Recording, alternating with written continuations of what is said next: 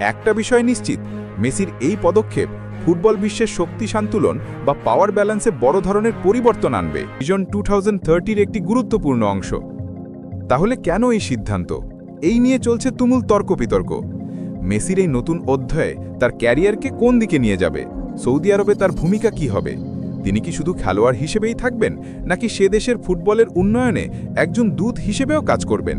এই প্রশ্নগুলোর উত্তর পেতে আমাদের আরও কিছুদিন অপেক্ষা করতে হবে।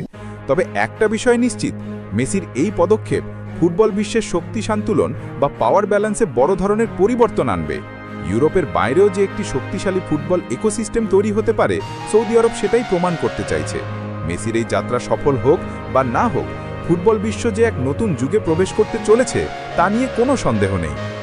আপনারা কি ভাবছেন মেসির এই সিদ্ধান্ত নিয়ে? আমাদের কমেন্ট বক্সে অবশ্যই জানান। ভিডিওটি ভালো লাগলে লাইক ও শেয়ার করতে ভুলবেন না। আর ফুটবল বিশ্বের